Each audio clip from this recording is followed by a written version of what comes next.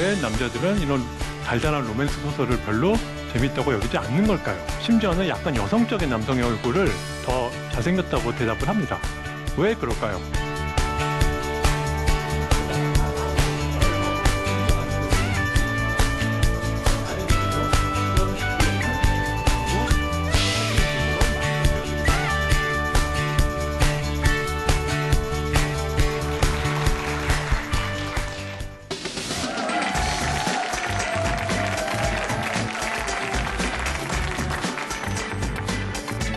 네, 여러분 안녕하세요.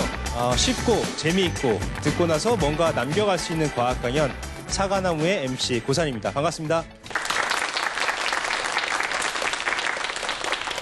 네, 이 지구상에 우리 인류 중에 절반은 남자, 절반은 여자입니다. 근데 이 둘이 너무나 다르죠?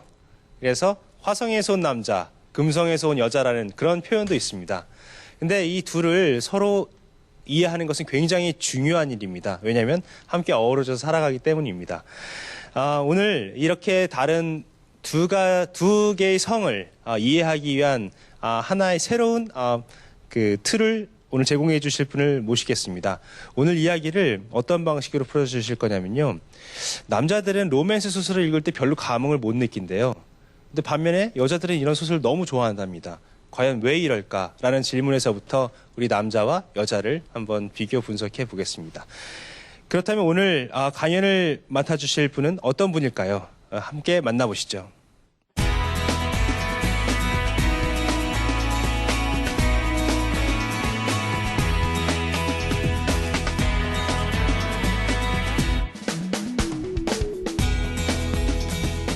오늘의 주제는 로맨스 소설의 생물학입니다.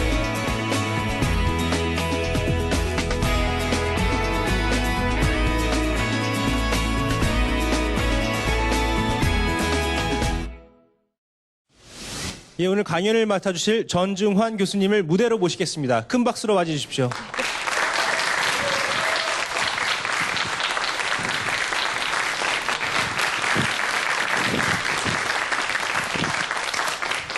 네, 교수님 안녕하세요. 예, 안녕하세요. 예, 반갑습니다. 우리 인류가 태고 쪽부터 계속 이렇게 살아남아올 수 있는 것은 남녀가 그래도 서로를 이해하면서 뭔가 짝을 찾고 그리고 계속 번식을 계속 해왔기 때문인데요. 이런 문제 굉장히 중요한 문제인데요. 어떻게 바라보고 계신지요? 예, 어떤 배우자를 골라서 그래서 어떻게 연애를 하고 어떻게 결혼 생활을 잘 꾸리느냐는 사실은 여러 어떤 생존과 번식에 직결되는 문제 중에서도 가장 중요하다고 할 수가 있습니다. 그리고 어떤 이런 개인적인 선호의 차원뿐만 아니라 사실은 이런 짝짓기에 관련된 문제는 여러 가지 도덕이라든지 법률이라든지 심지어 이런 대중문화에도 영향을 끼치거든요. 그래서 오늘은 이런 대중문화에 관련돼서 이 짝짓기라는 문제를 한번 재미있게 풀어보려고 합니다. 이게 짝짓기 그리고 남성과 여성이 서로에게 다가가는 것이 개인의 취향 그리고 생물학적인 것을 넘어서 또 대중문화에까지 관련이 있다는 말씀이신데요. 오늘 강연 굉장히 기대가 됩니다. 그럼 큰 박수와 함께 강연 청해 듣도록 하겠습니다.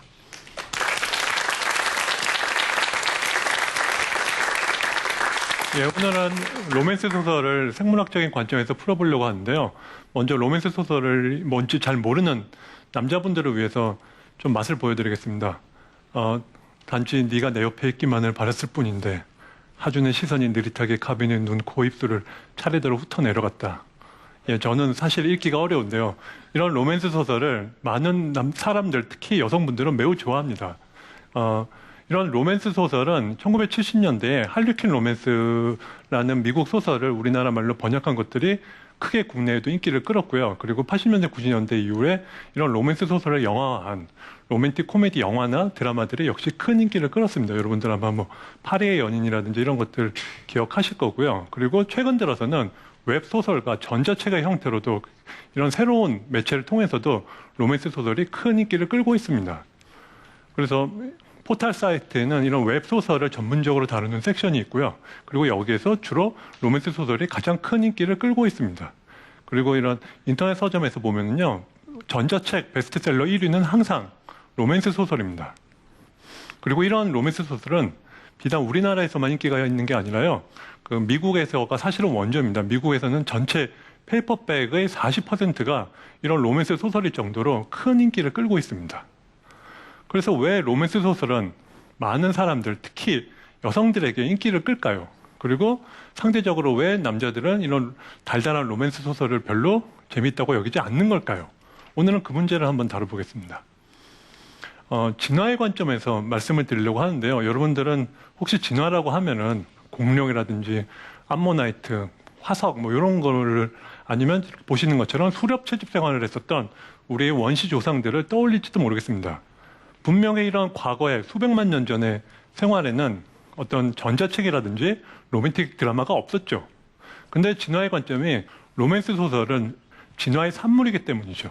사실은 우리 마음은 수백만 년에 거쳐서 아프리카 사반나 차원에서 수렵 채집 생활을 하는데 필요했었던 여러 가지 현실적인 문제들을 잘 해결하게끔 설계된 여러 가지 도구들의 집합입니다. 그러니까 심리적인 도구들의 집합이 바로 인간의 마음이라고 보는 것이 진화 심리학의 기본적인 관점입니다. 그리고 이러한 우리의 마음이 잘 풀게끔 잘 풀게끔 만들어진 여러 가지 문제들, 예를 들어 어떤 음식을 선택을 할 것인가, 아니면 비바람을 어떻게 피할 것인가, 어떤 배우자를 택하는가였죠. 여러분들 쉽게 생각할 수 있는 것처럼 남성과 여성이 어떤 배우자를 선호할 것인가에 대해서 약간 다르게 진화를 했을 거라고 생각을 할 수가 있습니다. 물론 같이 진화한 부분도 많은데요. 특히 남성과 여성이 차이점이 나는 부분이 있습니다. 자식이 성장할 때까지, 즉 갓난아기를 낳아서 어른이 될 때까지 투자해야 되는 이론적인 최소량이 남성과 여성은 매우 다르죠. 여성은 배란이라든지 임신, 그리고 출산 과정에서 죽을 가능성도 무릅써야 되고 젖을 물려야 되고 15년에서 20년에 걸쳐서 길러야 됩니다. 하지만 이론적으로 남성이 부담해야 되는 최소량은 그냥 몇 분 동안 좀 힘을 좀 쓰면 되는 것이죠. 그렇죠? 그래서 트리버스라는 학자는 부모 투자 이론이라는 이론을 제안을 했습니다. 이 이론에 따르면은 자식에게 많이 투자하는 성, 즉 인간에서는 짝짓기 상대를 신중히 고르는 반면에 적게 투자하는 성, 이런 적게 투자하는 성은 자기들끼리 치열하게 경쟁을 하면서 많은 짝짓기 기회를 얻기 위해서 경쟁을 하게끔 진화했다고 설명을 했습니다. 이렇게 말씀드리면은 여러분들은 그러면은 자식을 돌보는 거는 여자뿐이고 남자들은 자식을 안 돌보고 일회적인 성관계만 추구한다는 말이냐라고 오해를 하실 수도 있는데요. 그렇지는 않습니다.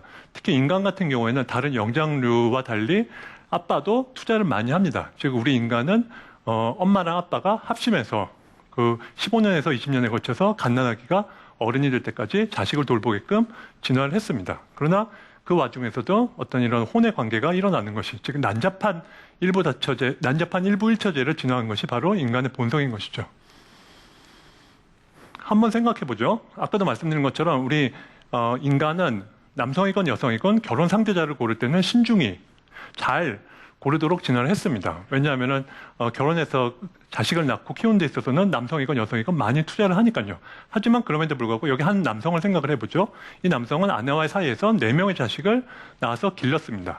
근데 옆집 남편이 출장을 갔을 때 옆집 여성과 불륜을 저질러서 또 운 좋게 자식을 하나 낳았다고 해보죠.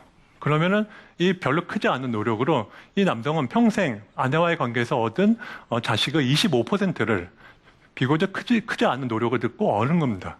즉 일회적인 성관계에 대해서는 여성들보다 남성들이 더 강하게 추구하도록 진화를 했습니다. 그래서 조상 여성들은 그러면은 이러한 문제에 부닥친 조상 여성들은 어떠한 신랑감을 택하도록 진화를 했을까요? 우리의 조상 여성들은 아까도 말씀드린 것처럼 좋은 신랑감을 택해서 약 20년에 걸쳐서 자식을 함께 합심해서 키워야 했습니다.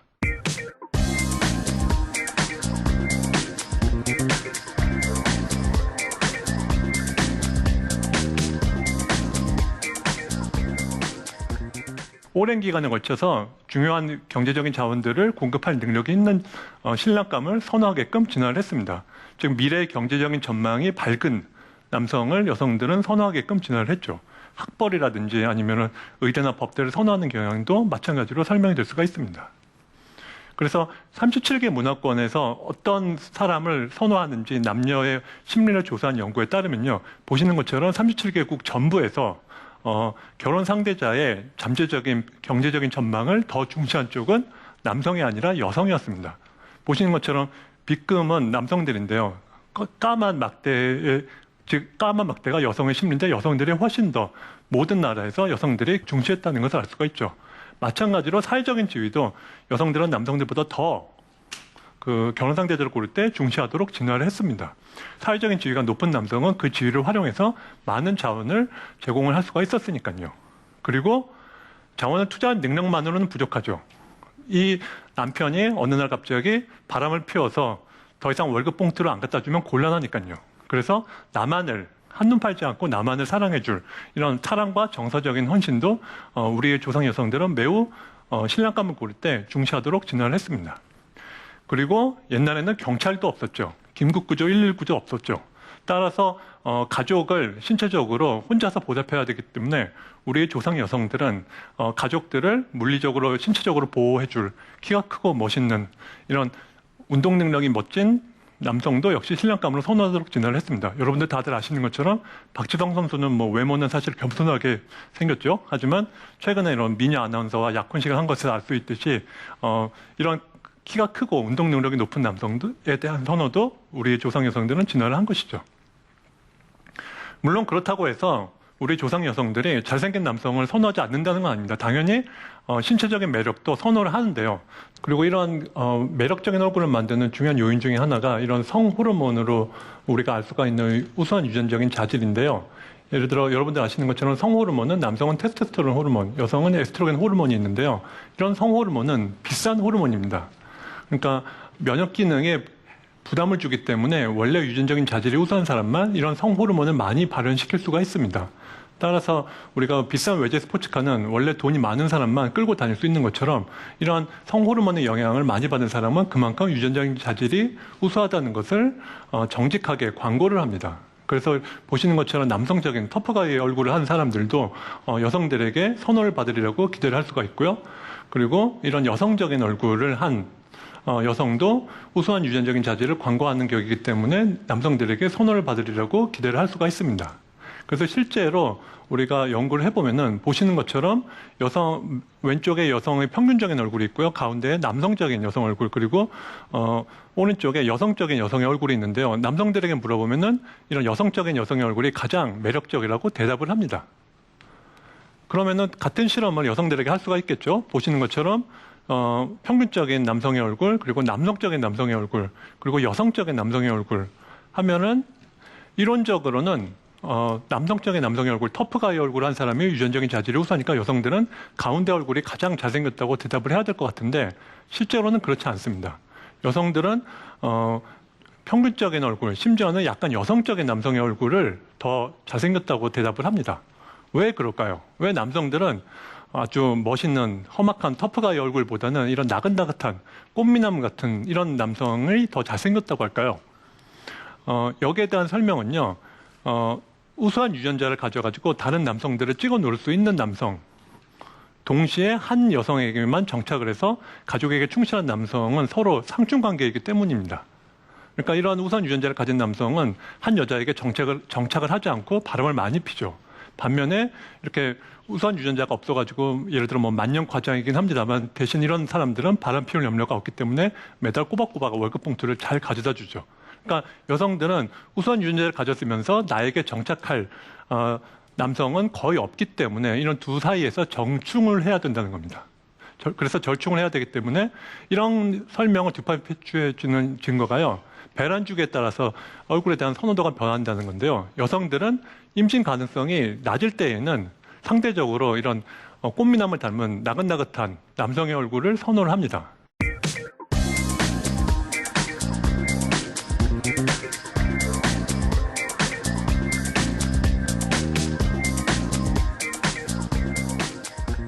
근데 임신 가능성이 높을 때는 우수한 유전자를 자식에게 제공을 하기 위해서, 즉 바람을 피워서 우수한 유전자를 가진 자식을 낳기 위해서 이런 남성적인 얼굴을 선호한다는 사실이 알려져 있습니다. 한마디로도요, 여성들은 이 두 가지 상충되는 문제를 해결을 하기 위해서 남편감으로는 유전자는 별로 우수하지 않지만 바람 피울 염려가 없는 꼬박꼬박 월급 봉투를 가져다 줄 남성을 선택을 해서 살다가 임신 가능성이 높은 가임기가 되면은 이런 터프가이, 이런 남성과 혼의 관계를 해가지고 이 터프가이 남성이 우수한 유전자를 받은 자식을 이런 만년 과장 남편의 보살핌 하에서 키워낸다는 것이죠. 이러한 관점에서 보면요, 우리가 왜 특정한 판타지 그리고 이런 판타지를 충족시키기 위해서 엔터테인먼트 산업이 발달을 했는지를 우리가 설명을 할 수가 있습니다. 우리는 보통 일확천금, 예를 들어 로또를 맞거나 아니면 갑자기 뭐 회사 사장님이 되거나 아니면 섹스 아니면 이런 폭력 범죄를 흔히 상상을 하면서 쾌락을 얻죠. 왜 우리가 이런 상상하고 쾌락을 얻는 컨텐츠들은 다 이런 걸까요? 왜 우리는 숨을 쉬거나 길을 걷는 거에 대해서는 몽상을 하면서 기쁨을 느끼지 않는 것일까요?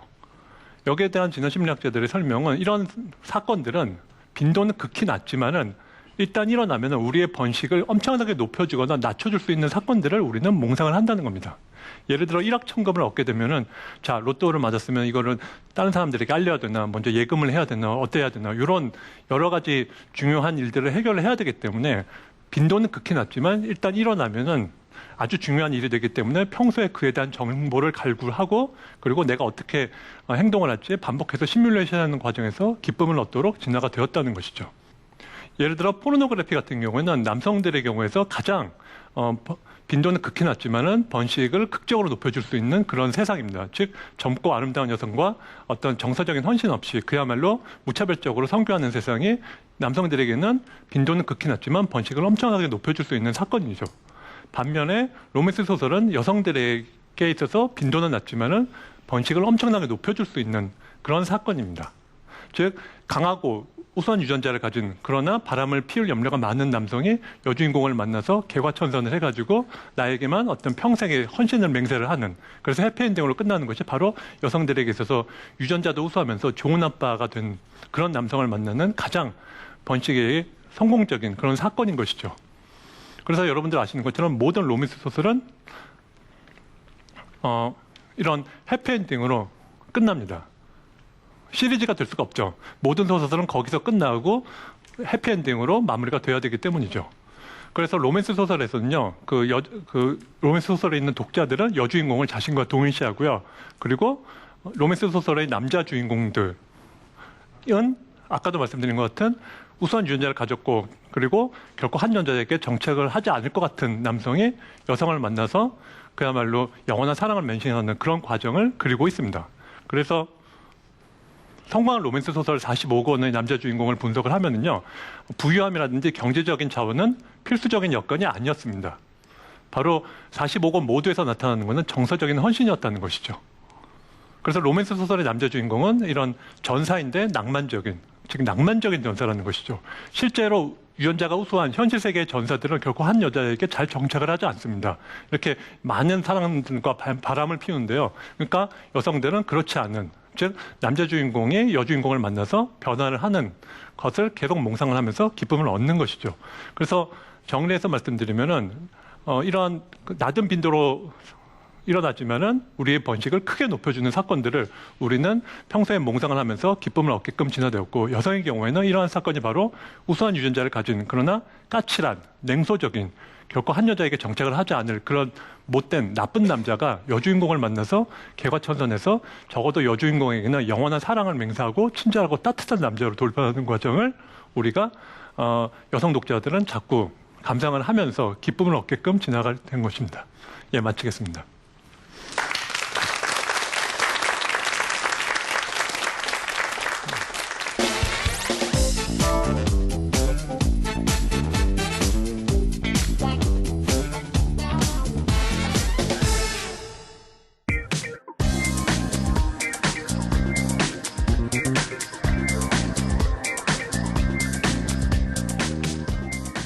예, 교수님 오늘 강연 너무 잘 들었습니다.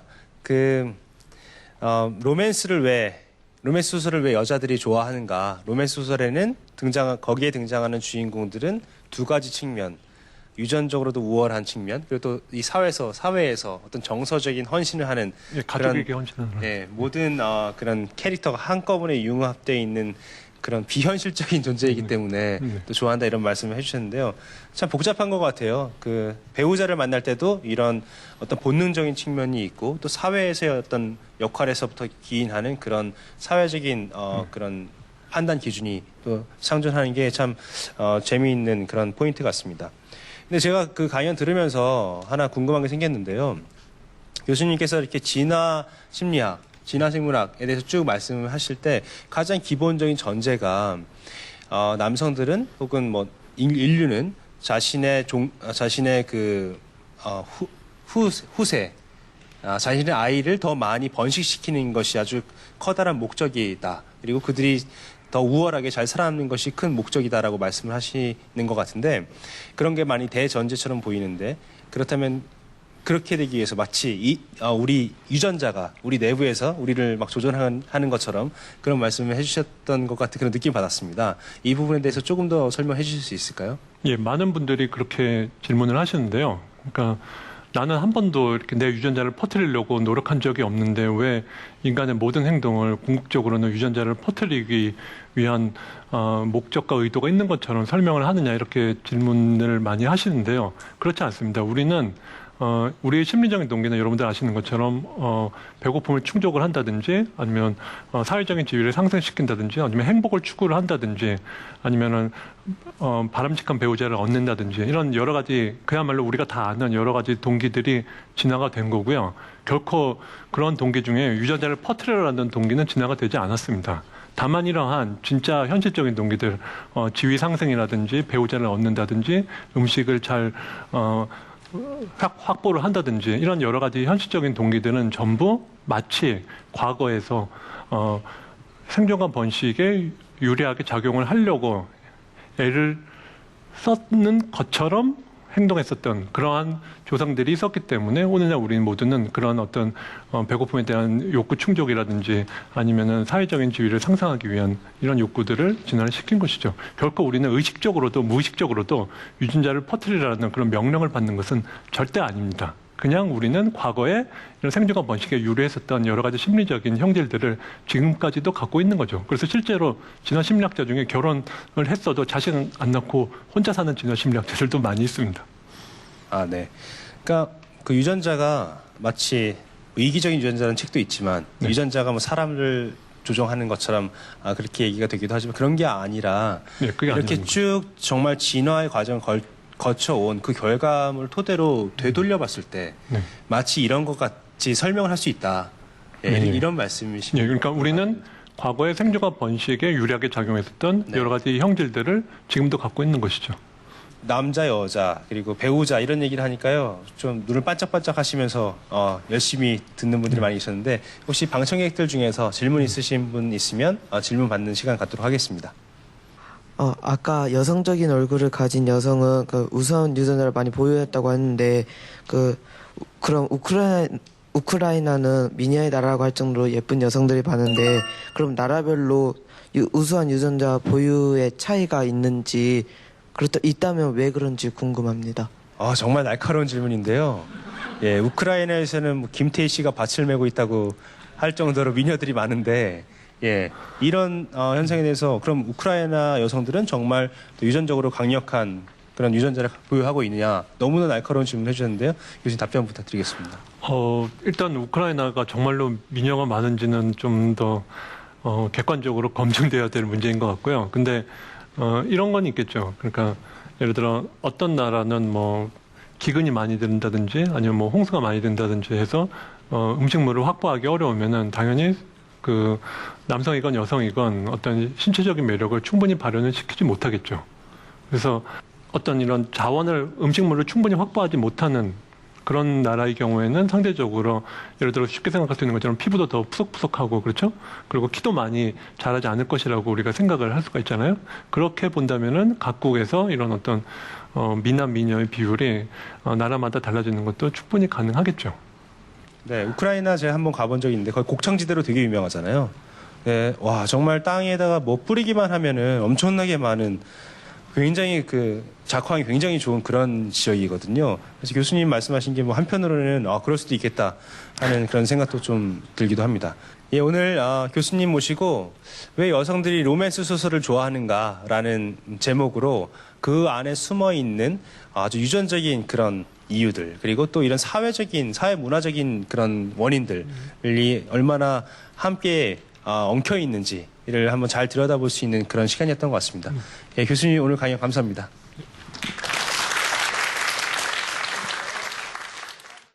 네, 여러분 오늘 전중환 교수님 모시고 로맨스 소설이라는 토픽을 가지고 우리 사람에 대해서 조금 더 깊이 들여다보는 그런 시간을 가졌습니다.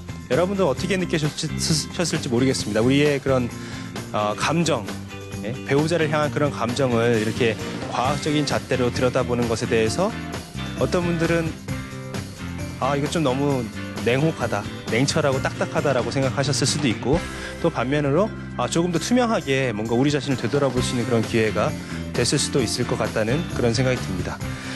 예, 톡톡 튀고 아삭한 과학 강연 사과나무, 저는 다음 시간에 찾아뵙겠습니다. 감사합니다.